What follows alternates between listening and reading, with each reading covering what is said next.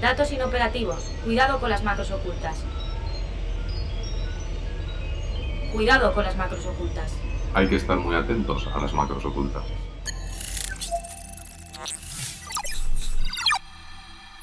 Cuidado con las macros ocultas, un podcast de 480.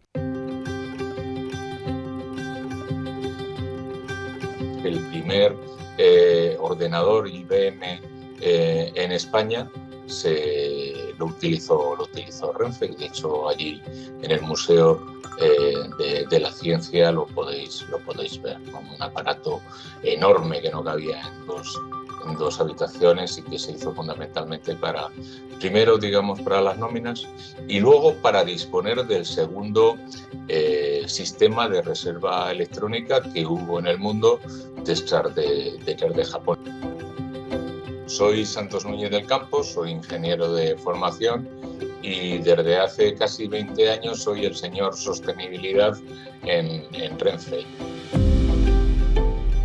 Yo he tomado decisiones trascendentales que me han dolido mucho la cabeza, como por ejemplo que el 100% de la energía eléctrica que se comprara fuera renovable, ¿no? Esto hace unos años no se entendía, ¿no?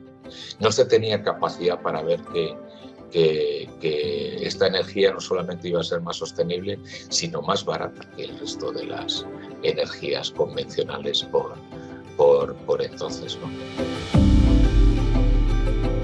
Nosotros tenemos un 20% de la flota que todavía se mueve con gasoil. Y Renfe está haciendo pruebas con CAF en la base de un Rencivia, de los cercanías que usamos habitualmente, de una pila de hidrógeno que pueda, dar lugar a un tren eléctrico que donde tiene acceso a la electricidad por la catenaria, pues se mueve como un tren normal, y en aquellos sitios donde por lo que sea no se están electrificados puede utilizar la energía eléctrica procedente de la pila de hidrógeno, ¿no?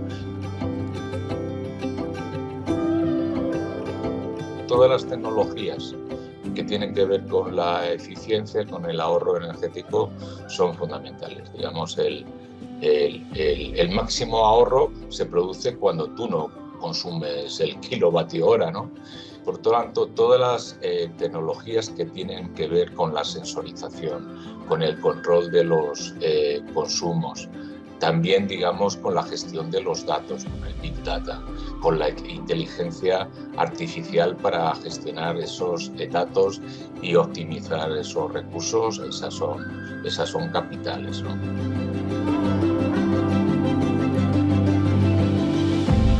Pienso, por ejemplo, en el mantenimiento predictivo. Nosotros, por ejemplo, lo hacemos en el ámbito del diésel, estudiando el aspecto de los aceites, pues podemos saber si un motor diésel funciona mejor o peor, o se está estropeando o se puede llegar a tener una avería, ¿no? Estamos en un proceso de cambio aceleradamente acelerado. Y dicen por ahí algunos expertos que en los próximos 10 años vamos a ver tantos cambios como en los últimos 100, ¿no? Yo creo que la digitalización juntado con la sostenibilidad están llamados a transformar la movilidad y la logística sostenible y el aspecto de las ciudades y las condiciones de trabajo y la participación de los grupos de interés. Incluso va a generar una nueva gobernanza, una nueva forma, de atender las necesidades públicas y privadas. Es una oportunidad, es un tren que no podemos dejar pasar. Está claro que la tecnología y la sostenibilidad se han convertido en un binomio clave para los negocios. Nos lo ha explicado muy bien Santos Núñez del Campo. Podemos decir que es uno de los artífices del perfil más verde del sistema ferroviario español. La nube, el Internet de las cosas, la inteligencia artificial o el 5G son algunas de las tecnologías con mayor capacidad para acelerar la transición ecológica de las organizaciones. Lo dice un informe de Jesse y Deloitte. Aunque parezca osada la pregunta, ¿puede la tecnología ayudarnos a salvar el planeta? Soy Bárbara Villuendas, bienvenido y bienvenida a nuestro Control Macro. Cuidado con las macros ocultas. Un podcast de 480. Presentamos a nuestro invitado hoy a Cuidado con las macros ocultas. Él es Santiago Molina, director general del Instituto Superior del Medio Ambiente. Es profesional especializado en el desarrollo de acciones formativas con el foco puesto en la sostenibilidad y la consideración de criterios ESG, que es las iniciales de Environmental, Social y Governance. Santiago, muchísimas gracias por acompañarnos, por acercarte a nuestro Control Macro. Muchísimas gracias, Bárbara. Encantado de pasar un rato con vosotros y conversar y poner foco en estas cuestiones que tienen que ver con la sostenibilidad y que seguro resultarán un escenario de reflexión interesante. Pues vamos a ello. Está claro que ha habido un cambio, o parece que ha habido un cambio y un salto en la visión de la sostenibilidad en los últimos años. Y un ejemplo de ello es que en 2023, según las previsiones de IDC, 4 de cada 10 empresas, grandes empresas, habrán integrado la sostenibilidad en sus operaciones. Y esta misma consultora dice que prácticamente el 98% de las empresas españolas invierten o tienen previsto invertir para reducir el consumo energético y, en consecuencia, también la huella medioambiental. Con estos datos, la sostenibilidad ha pasado a ser una de las principales prioridades de las organizaciones, en la agenda de las organizaciones. La sostenibilidad ha pasado a ser protagonista. Hasta hace relativamente poco identificábamos cuestiones relacionadas con la conservación, con la protección de los recursos, con la gestión del medio ambiente, como una iniciativa que pudiera tener un componente romántico y muy interiorizado con los valores de la compañía, pero que siempre estaban asociados a un coste.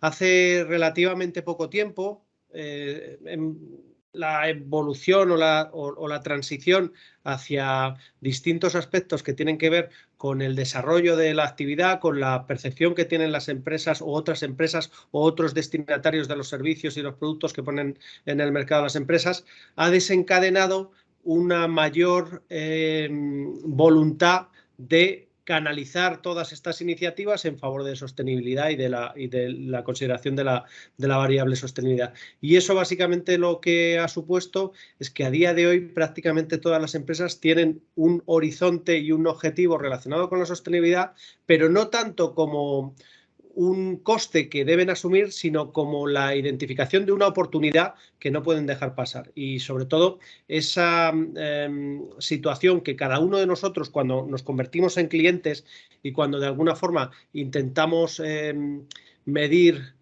e identificar la propuesta de valor de las compañías con las que colaboramos y con las que trabajamos, identificamos también que la sostenibilidad es un aspecto importante. Entonces, desde ese punto de vista, las cosas han cambiado mucho, no tanto porque consideremos de forma novedosa la sostenibilidad, sino como porque ha dejado de suponer un coste y ha empezado a identificarse como una oportunidad, como probablemente la mejor inversión que puede hacer la empresa en un horizonte de medio o largo plazo. Y en todo esto se habla mucho de ese binomio que puede haber entre tecnologías de la información y sostenibilidad. Y en este punto tenemos que diferenciarnos, lo dicen los expertos, entre dos tipos de tecnología. La de gestión, el software as a service, por ejemplo, el SaaS, y las máquinas, es decir, la tecnología tangible que puede ayudar, por ejemplo, pues a recoger residuos.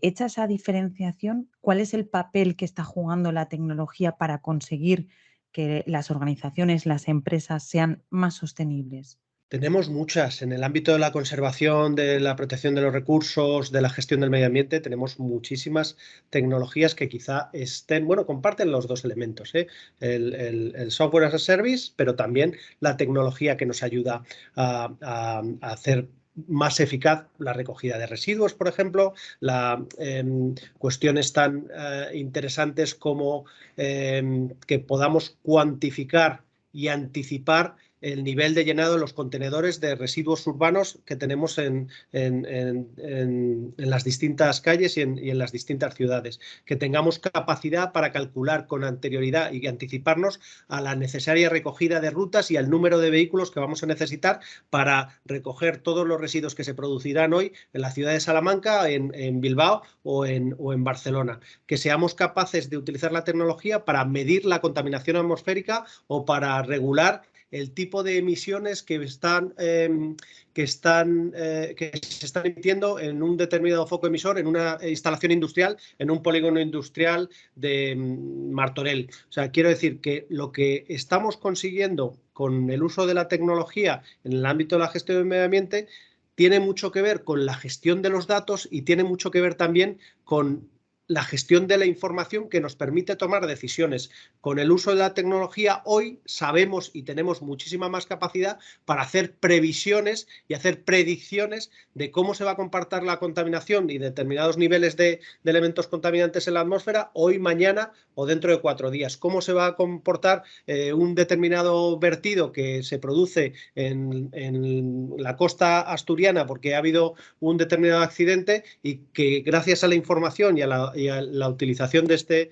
tipo de software y de información que nos permite controlar los flujos, vamos a poder anticipar cuál va a ser la dirección prevista o estimar cuál es con mayor probabilidad la zona en la que se puede acumular determinados tipos de contaminantes. De alguna forma la tecnología es un elemento facilitador o un factor facilitador, ¿no? Porque impulsa, pues, por ejemplo, la automatización de la obtención de datos, que es lo que comentabas ahora, ¿no? Clave en la gestión de todo lo que tiene relacionado con indicadores, con datos. Todo ello puede estar unificado, por ejemplo, en plataformas en la nube que gestionan todo este tipo de datos. Pero, ¿qué importancia tiene la gestión de datos en una estrategia de sostenibilidad? ¿Es la clave? Yo creo que si no es la clave, es una de las claves. Es evidente que es uno de los aspectos importantes. Es lo que nos va a poder nos permite tomar decisiones, nos permite manejar muchas variables y mucha información y nos permite minimizar el posible error. Si pensamos en términos de eficiencia energética y pensamos en la posible aclimatación y acondicionamiento de la temperatura de un edificio, es que tenemos mucha información desde primera hora de la mañana de cuáles son las horas centrales del día en las que se van a provocar los mayores incrementos de temperatura, cuál es la orientación o la zona del edificio que va a recibir mayor irradiación en una determinada franja horaria, en un determinado momento del año, en una determinada semana o en un determinado día. Eso nos ayuda muchísimo a anticipar posibles consumos energéticos, a establecer medidas que nos permitan reducir de alguna forma la temperatura asociada al edificio, a identificar posibles medidas y estructuras y medidas correctoras que de cara al corto o medio plazo nos permitan establecer algún tipo de control sobre el incremento de las temperaturas y básicamente todas las medidas que se están tomando en consideración relacionadas con la eficiencia energética y el aislamiento térmico están basadas en este tipo de información y este tipo de datos que hasta hace relativamente poco, hasta hace muy poco tiempo, o no existían o no podíamos gestionarlas de forma unificada y con un componente de orientación a la gestión como tenemos ahora. Y en todo esto que nos estás comentando de la gestión de datos, encontramos, por ejemplo, los gemelos digitales, Digital Twin, que se basan en la tecnología de los sistemas de información geográfica que lo que permiten es generar réplicas virtuales. Ponemos el foco durante unos minutos en esta tecnología.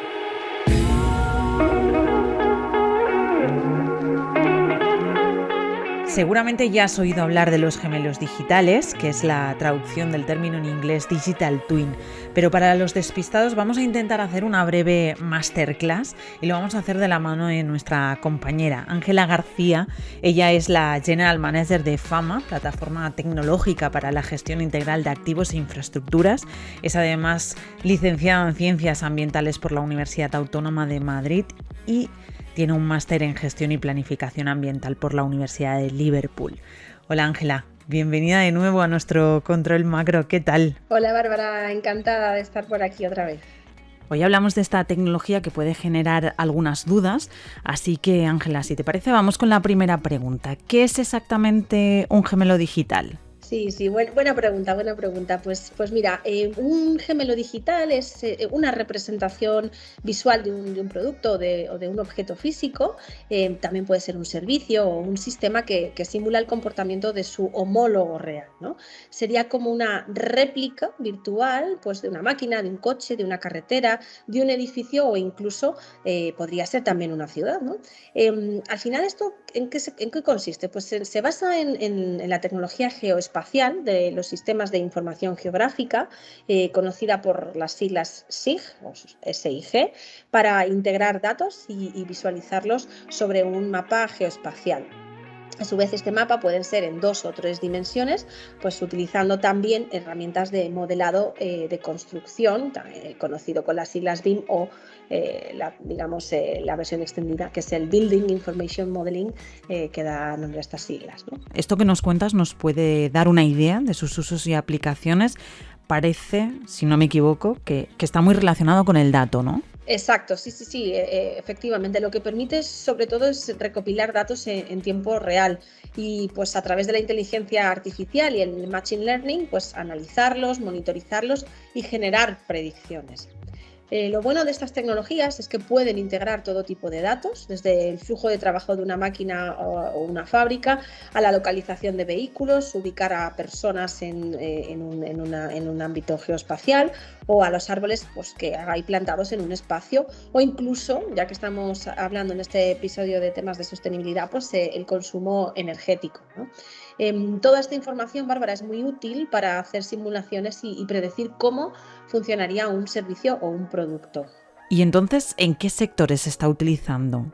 Pues aunque es una tecnología incipiente, la realidad es que la NASA ya pues, hace años, ¿no?, que la utiliza pues, para recrear cápsulas espaciales y naves para realizar pruebas, por ejemplo, antes de una misión real, ¿no? Más recientemente pues, también se está utilizando para hacer réplicas de carreteras y evaluar la seguridad de las mismas, sobre campus universitarios que deseen monitorizar datos y optimizar la toma de decisiones. O también, por ejemplo, en el Mar Menor se quiere generar un gemelo digital para controlar la biodiversidad. ¿Cuál es el estado actual de la adopción de esta tecnología? Pues mira, no hay una tecnología estándar sobre los gemelos digitales y eso a veces dificulta su adopción. Gartner predijo hace un par de años que en este 2022 2 de cada 3 empresas que habían implementado Internet de las Cosas pues tendrían un gemelo digital desplegado en producción, ¿no? Hay estudios como uno de Markets and Markets que indican que el mercado de esta tecnología crecerá con una tasa anual del 58% hasta 2025. Pero también hay que decir que hay un reto tecnológico importante en edificios existentes, ¿no? Que también obviamente precisan un gemelo digital. Pero aunque la tecnología utilizada sea la mejor, muchas veces se necesita una normalización previa de esta información o integrarlo con sensórica, que en muchos casos pues depende de la antigüedad del edificio. Por ejemplo, pues no es fácil, no es del todo posible.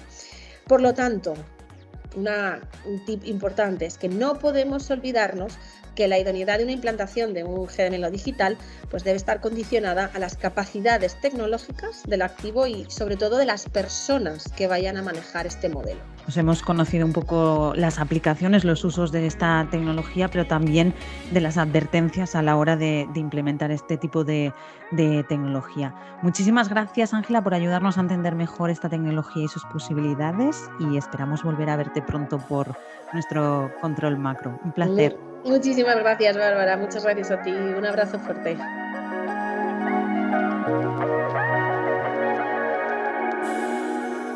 Retomamos la conversación contigo, Santiago. Como ves, esta tecnología de la que nos hablaba Ángela, en los gemelos digitales, pueden ayudar a gestionar todos estos datos que nos decías antes de esta sección justo, ¿no? Que es, si no es la clave, es una de ellas en la estrategia de sostenibilidad. Hay incluso proyectos, he leído, que plantean la creación de un gemelo digital del planeta para predecir eventos futuros provocados por el cambio climático. No sé si es demasiado ambicioso hacer un gemelo digital del planeta y si realmente tendrán la repercusión o el impacto que nos dicen, pero ¿cómo ves todo esto de los gemelos digitales? ¿Van a ayudar? ¿Aún falta mucho por desarrollar? ¿Cómo lo ves? Yo creo que estamos viviendo el presente, o sea, estamos en un momento en el que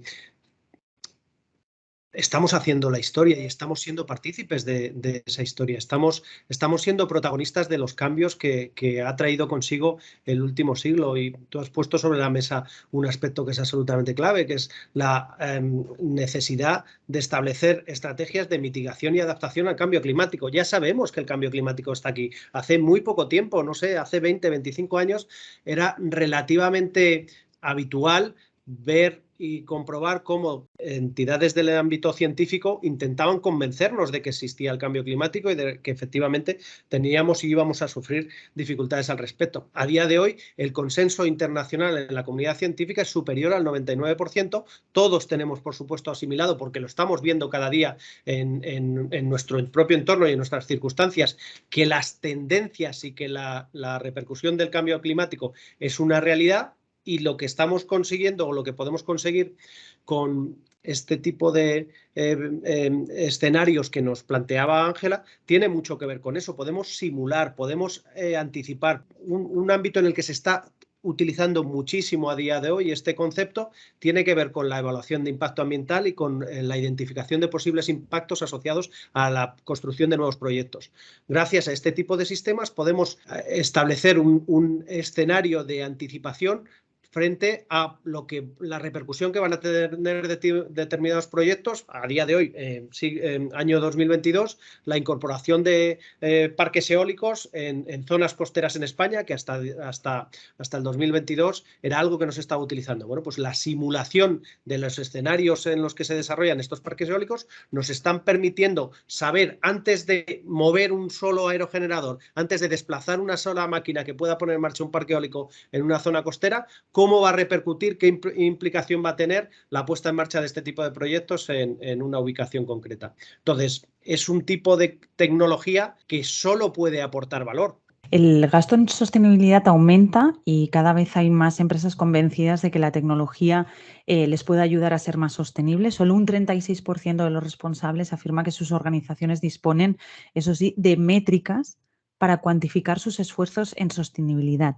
¿Es el reto de este binomio que estábamos hablando de tecnología y sostenibilidad, el de favorecer y ayudar a obtener esas métricas que puedan ayudar a valorar el impacto que está teniendo las diferentes medidas en la sostenibilidad? Yo te decía hace un rato, lo que intentamos es hacer las cosas mejor. El principal elemento diferenciador de la sostenibilidad es conseguir hacer mejor lo que ya hacemos bien. Entonces, lo que nos permite este tipo de metodologías y lo que nos permite contar con herramientas y con software que nos facilitan distintos tipos de métricas y distintos tipos de variables, lo que nos permite es comparar, lo que nos permite es medir, lo que nos permite es saber si lo que estamos haciendo es un poquito mejor de lo que hacíamos hace un año, hace 5 o hace 10. Entonces, no hay capacidad de mejora en aquello que no medimos y no hay capacidad de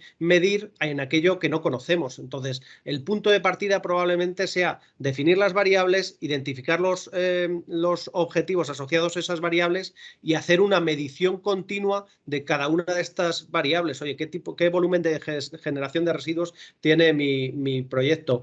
En términos de contaminación atmosférica, ¿qué está suponiendo la actividad que desarrollo? En términos de cambio climático, ¿qué implicación tiene nuestro sector? En cuestiones relacionadas con contaminación de aguas, ¿qué repercusión puede tener el producto o la fabricación del producto que yo estoy desarrollando dentro de mi empresa?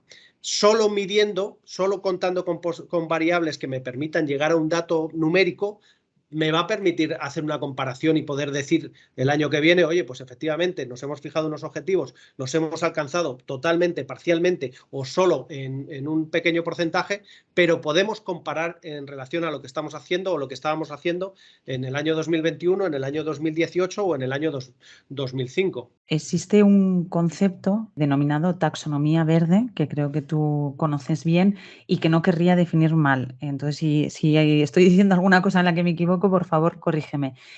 Podríamos decir que es como el sistema de clasificación que sirve para medir, entre otras cosas, la inversión en sostenibilidad de una organización y que lo que busca es evitar otro concepto que a lo mejor algunos de las personas que nos están escuchando no conocen, que es el greenwashing, que es como se conoce al lavado de imagen verde que en ocasiones utiliza el marketing para hacer ver que se promueve el respeto por el medio ambiente, por la sostenibilidad, aunque en realidad no lo es. ¿Lo he definido más o menos bien?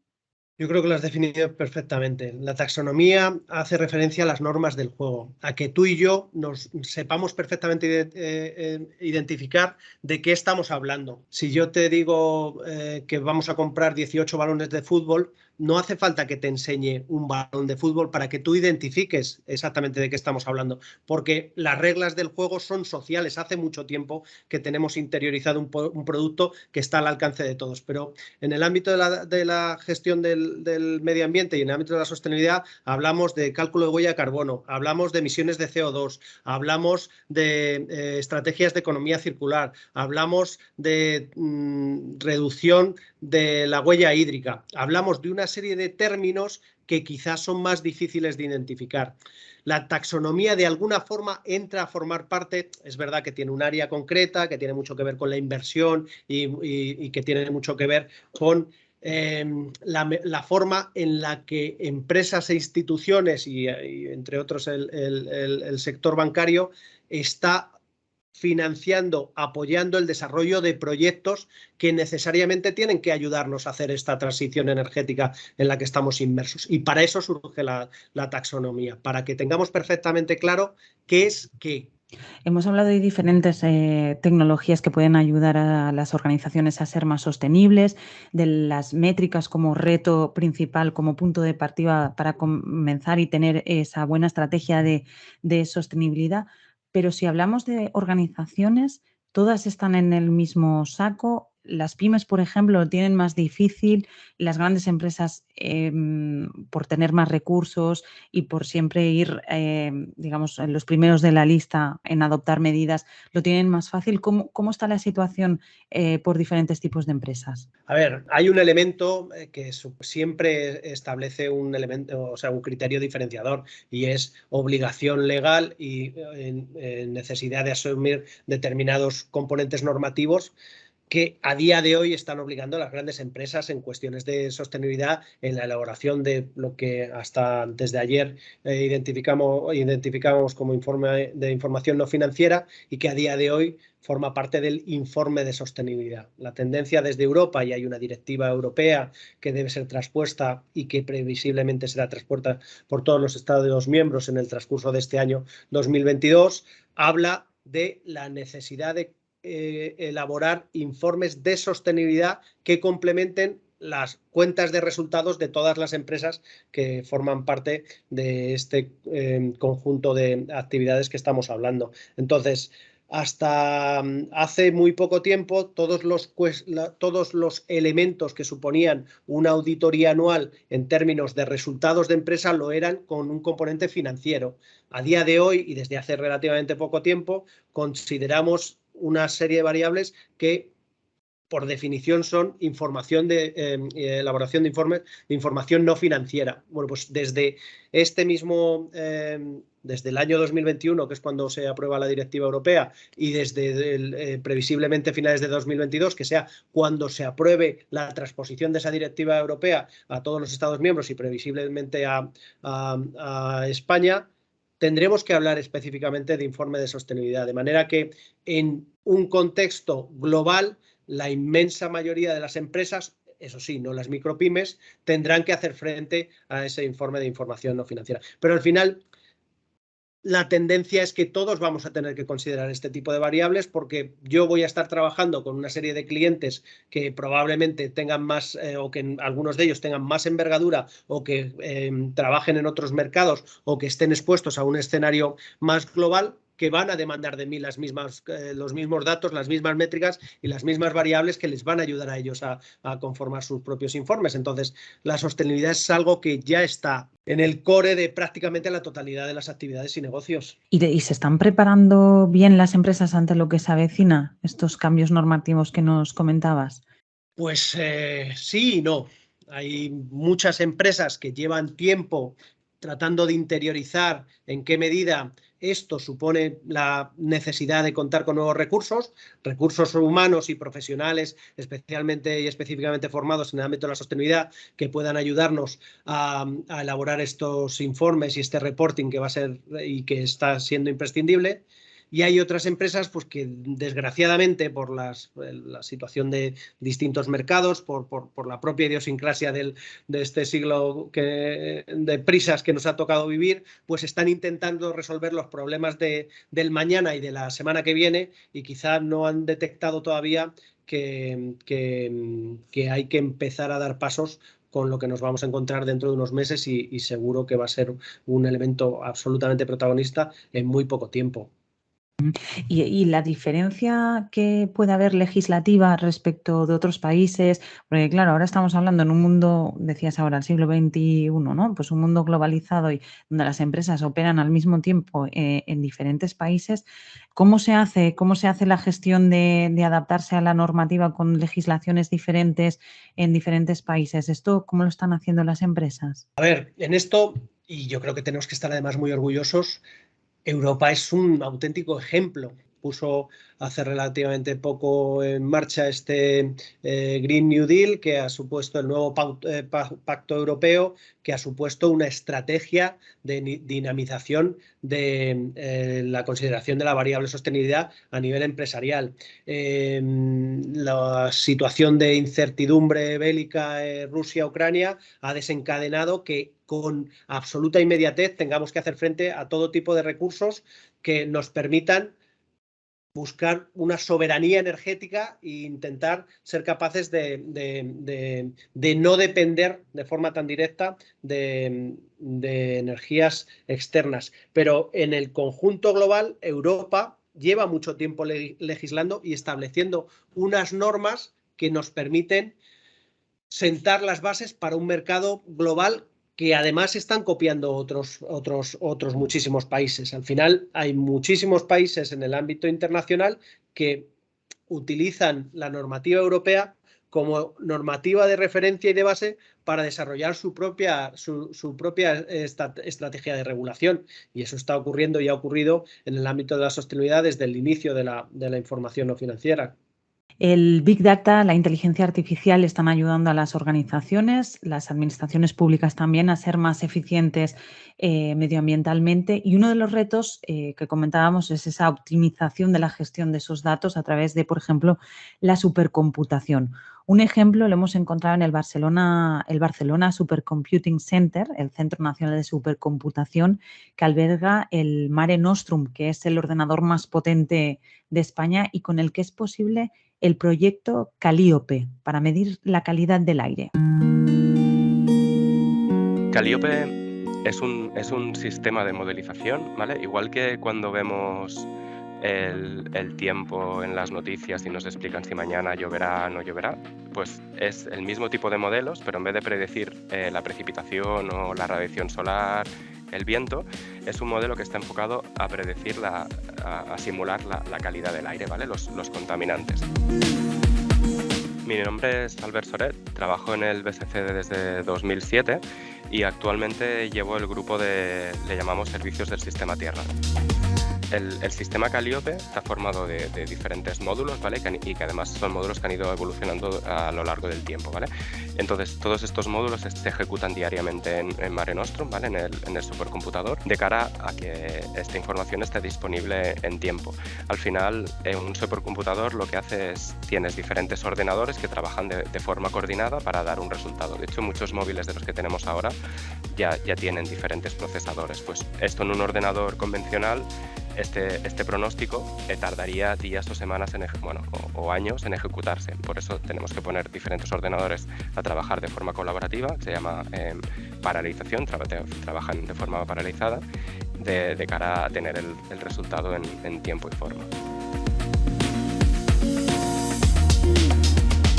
Cuando tenemos problemas de calidad del aire en una zona o queremos mejorar la calidad del aire en una zona, antes de empezar a crear infraestructuras o de determinar, pues ahora tenemos que apostar por el vehículo eléctrico o no, pues es analizar con este laboratorio virtual que tenemos, con este Digital Twin, pues determinar el impacto de determinadas medidas de cara a poder enfocar bien estas medidas.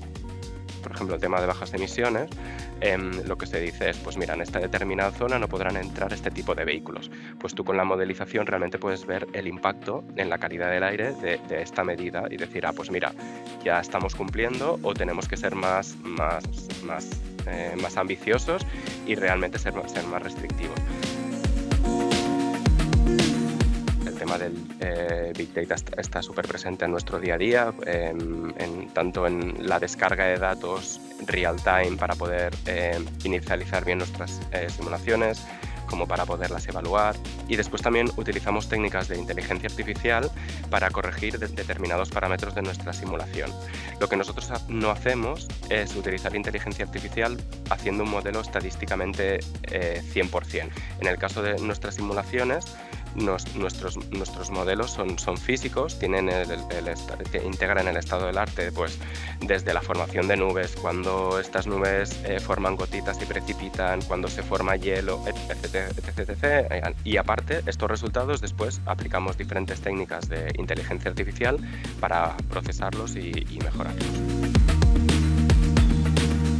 Vimos que era muy importante ir un paso más allí y entonces hacer una simulación que te permitiera analizar a nivel de calle, a nivel de metros. ¿Por qué es esto importante?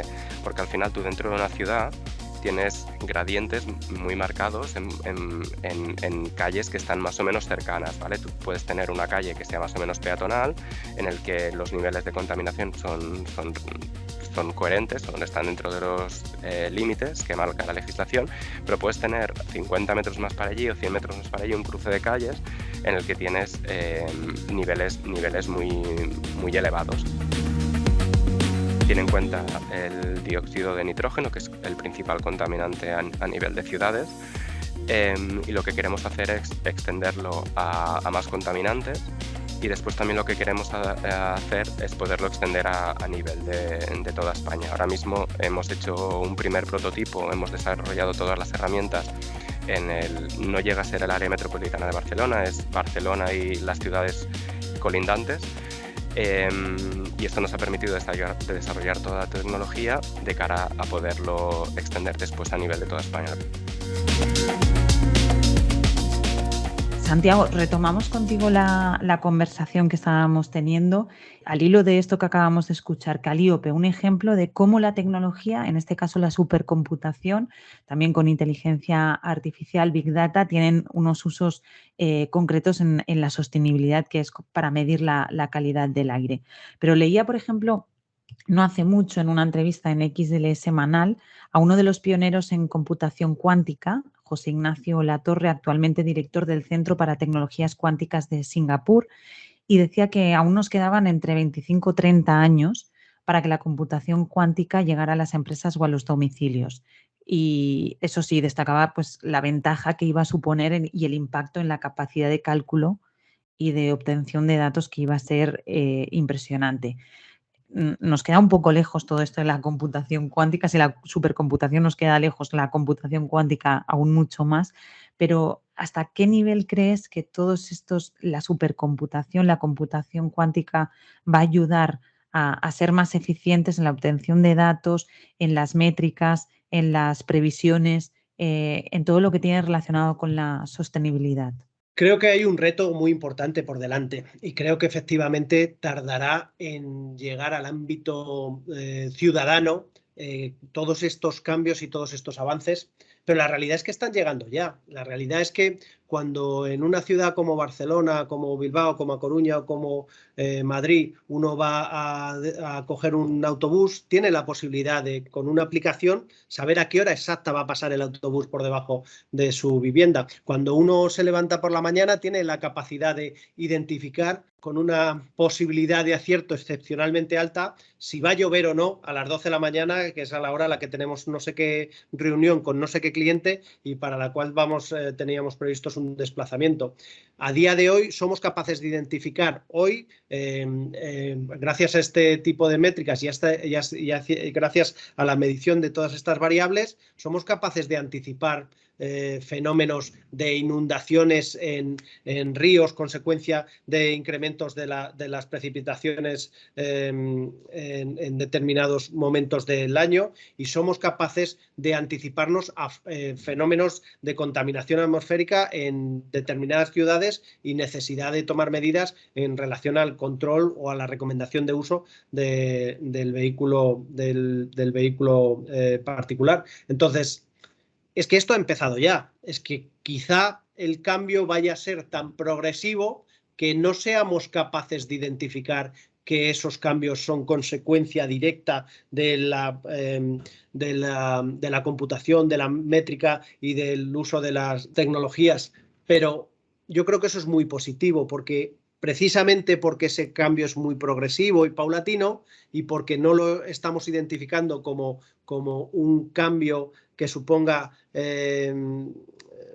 modelos drásticos, sino que impliquen tendencias, pues vamos a interiorizar y vamos a poder aprovechar todo lo positivo que tiene, pues lo que te digo, que seamos capaces de anticipar por la mañana si la ciudad a la que tengo que desplazarme, porque mañana nos vamos a una reunión a Singapur, pues cuál va a ser el tiempo previsible, o si necesito calcular un determinado tiempo de desplazamiento para acercarme al aeropuerto, y sé perfectamente, porque la información me lo permite, y conocer con anterioridad si voy a tardar 12 minutos, 18 o 26 en tiempo real en desplazarme al aeropuerto en un taxi o en cualquier otro tipo de transporte. Has mencionado ahora, ¿no?, el aspecto positivo de la tecnología, pero también hemos hablado aquí en este podcast, en Cuidado con las macros ocultas, de cuál es el impacto medioambiental también de la nube y en concreto de los centros de datos, ¿no? Porque, claro, para poder tener todos esos datos a mano, esas predicciones, necesitamos también que haya en funcionamiento, pues, los centros de datos, que a su vez consumen un volumen de energía, en este caso, muy importante. Por ejemplo, se habla de que la huella de carbono de la industria digital representa entre el 2 y el 4% de las emisiones de efecto invernadero. ¿Cómo se hace o cómo se consigue ese equilibrio, ¿no?, de que la tecnología efectivamente nos hace ser más eficientes, nos ayuda, tiene un impacto muy positivo, pero al mismo tiempo no debemos dejar de vista que debemos o que se tiene que ir reduciendo ese impacto ambiental que al mismo tiempo genera la tecnología, ¿no?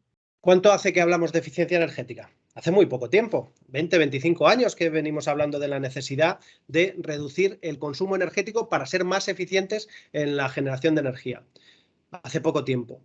¿Por qué lo hacemos ahora? Porque hemos detectado que esas mermas, esas pérdidas y esa falta de eficiencia en la gestión de la energía suponía un incremento de coste tremendo y, sobre todo, un mayor nivel de emisiones de CO2 a la atmósfera a consecuencia de la generación de energía que no servía para el fin para el que la habíamos previsto. Pues ese es el reto que tienen ahora las nuevas tecnologías. Estamos exactamente en ese momento en el que tenemos que ser capaces de luchar contra el ruido, tenemos que ser capaces de eliminar todas esas tecnologías, o más que tecnologías, todos esos datos y toda esa información que no estamos siendo capaces de utilizar con un objetivo que pueda suponer ayudar. Cualquier información que no sume, pues a lo mejor tenemos que empezar a pensar que es posible que reste. Y ese será probablemente la evolución natural del uso de la tecnología asociada a la gestión de métricas, y sobre todo será el gran reto que tenga por delante el sector en relación a limitar el impacto asociado al mundo de la tecnología, que por supuesto tenemos que ser conscientes de que existe y además es un impacto muy representativo.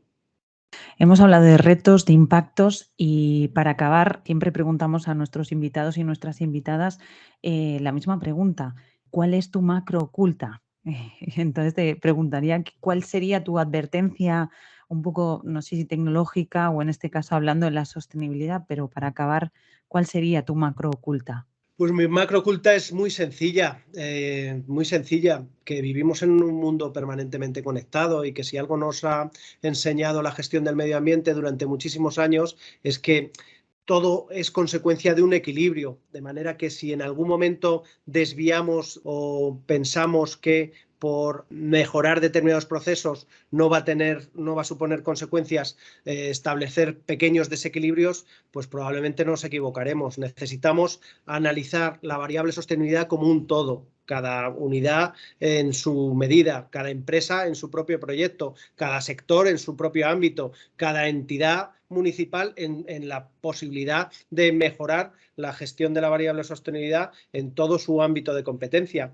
Pero si hay una variable clara o una característica clara de la gestión del medio ambiente y de la gestión de la sostenibilidad, es que esto es un ecosistema complejo en el que interaccionan infinidad de variables y que, bueno, pues tenemos que ser cuidadosos para no romper ese equilibrio que hasta ahora, pues, bueno, nos ha permitido llegar hasta aquí con muchísima prudencia y seguro con dificultades, pero que podemos seguro hacer las cosas mejor de lo que las estábamos haciendo hasta ahora y creo que lo estamos haciendo mejor. Pues Santiago Molina, muchísimas gracias por pasarte por nuestro control macro y ha sido un placer conocer un poco más los retos sobre sostenibilidad que tienen las empresas y cómo la tecnología les puede ayudar en todo esto, en todos estos retos que se abren próximamente y ahora mismo ya tienen las organizaciones ante sus mesas. Muchísimas gracias por pasarte por aquí. Un placer, siempre. Muchísimas gracias.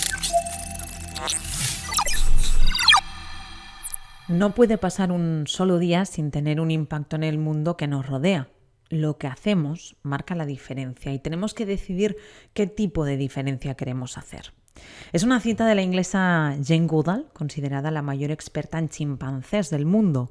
Palabras que representan la realidad de nuestro tiempo. Todos generamos un impacto y tenemos que transformarlo en un impacto positivo para el planeta. Y la tecnología puede ayudarnos en esa transformación. Ese es al menos el mensaje que nos deja este episodio del podcast.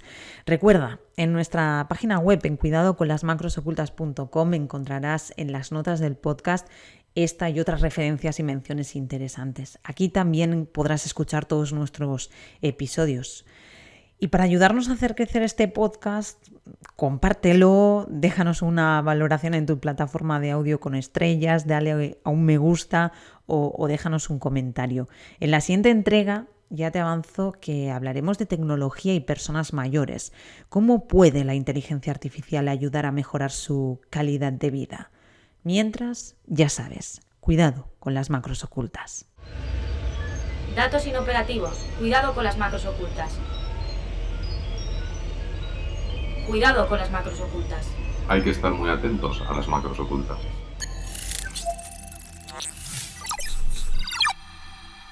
Cuidado con las macros ocultas, un podcast de 480.